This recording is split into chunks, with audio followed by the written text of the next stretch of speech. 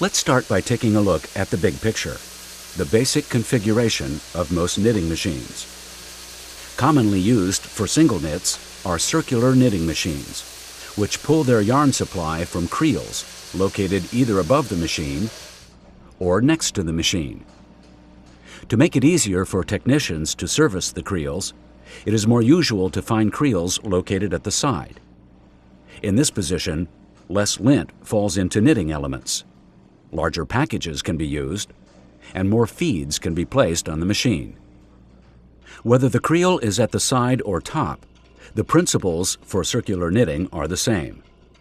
Fed from above the knitting elements, yarns move from the yarn supply, or creel, through guides to stop-motion controls above the machine, then back down through tension controls and yarn feeding devices to the knitting elements. Quality products can be produced only when stop-motion and yarn feeding functions are properly set. The intricate action of knitting, where needles form loops, occurs at the middle of the machine, between the take-up and the yarn feeding mechanism.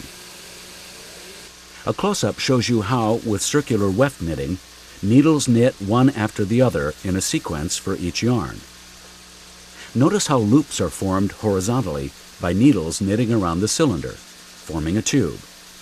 After yarn is knit on the knitting elements, the knitted fabric is passed over a spreader mechanism through take-up rolls and is wound into a roll. This elliptical spreader distributes the take-up tension uniformly and enables the fabric to conform to a flat tube.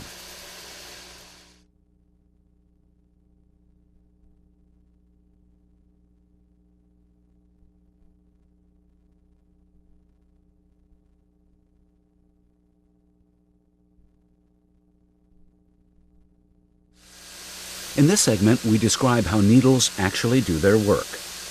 How are the needles arranged, and what causes them to move? Knitting machines are designed so that each needle can be placed in a groove, cut into the outside of a metal cylinder. Before we show you how these cylinders work, let's define the parts. The cuts or grooves may also be referred to as slots or tricks. The top edge of each groove is called the verge. These cylinders are very precisely manufactured, so the diameter measured at any place is equal. Machines are classified by the number of cuts per linear inch. This is referred to as the cut or gauge of the machine. For example, an 8-gauge machine has 8 cuts per inch. The total number of cuts around the circumference of the cylinder would indicate the number of needles in the cylinder. The more needles, the wider the fabric. Now let's take a closer look at the needle itself and label its parts. At the top of each needle is a hook. Below this is a latch, attached with a rivet. Notice that the bottom edge, or cup of the latch, is curved to fit over and completely close the hook. At the bottom of the needle is a butt, which plays a part in controlling how needles activate, up or down. A needle with a latch is very efficient. When the latch needles are used to create weft knits, the knitting cycle can be completed without any auxiliary attachments. Here's how the latch needle works. At rest, or running position, a knit loop rests above or on the latch. As the needle moves up, the old loop, already formed, drops below and clears the latch. As the needle moves down, it receives the new yarn to begin forming a new stitch. The latch is knocked over by the old loop, and this old loop is cast off. The needle moves further down to fully form and complete the new stitch. The amount of yarn used to form a new stitch determines the stitch length.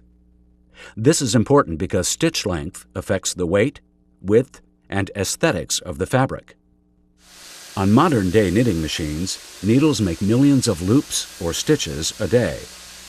Needles may need to be replaced due to wear, but they usually last up to 6 months, depending on construction, yarn type, fiber type, and speed.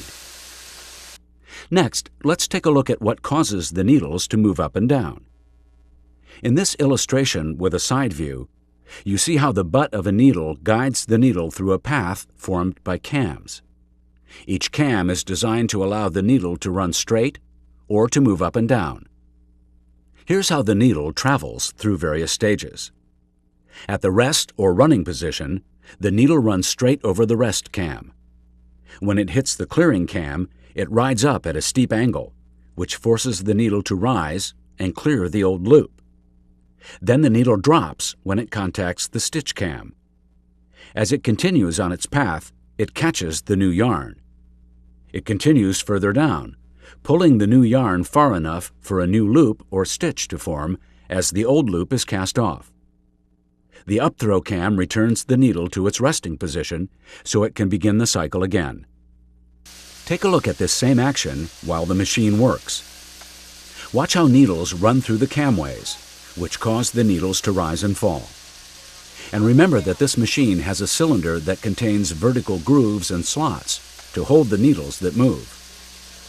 As needle activation occurs, how does the machine control the movement of fabric as it knits? There's one more part, placed between each pair of needles, that you need to see to better understand this. It's called a sinker, and here's what it looks like. It's a thin steel element with a distinctive shape. This illustration highlights the parts. A sinker has a butt with a place to insert a cam. It has a hold, a throat, and a nose.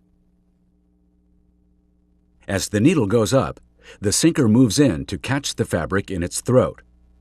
Since the fabric can't go up with the rising needle, the old loop now clears the latch. When the hook catches a feeder yarn as the needle moves down, the sinker moves back out of the way, and knockover, cast off, and stitch forming takes place. As the new stitch is formed, the fabric rests on the top of the nose. Here's one last view of needle activation to show you how knit fabric is formed